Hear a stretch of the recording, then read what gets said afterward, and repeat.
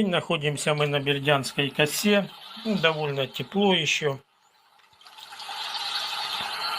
Медузы, он, как видите, есть.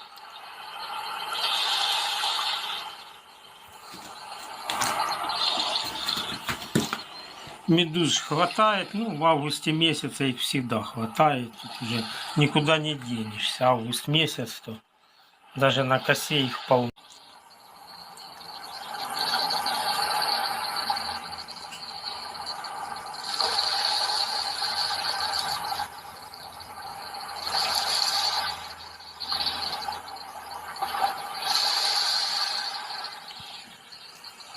Хотя, конечно, меньше их, чем на внутренних пляжах. Там вообще скопление сейчас.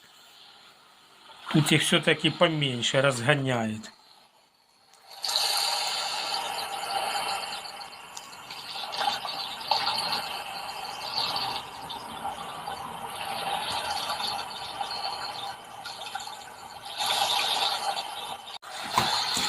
Это находимся мы, отель Милена.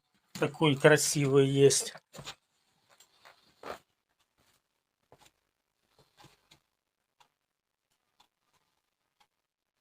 По крайней мере, стоит все нормально.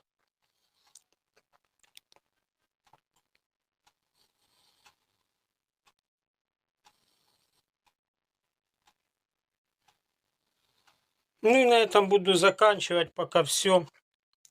До новых встреч. До свидания.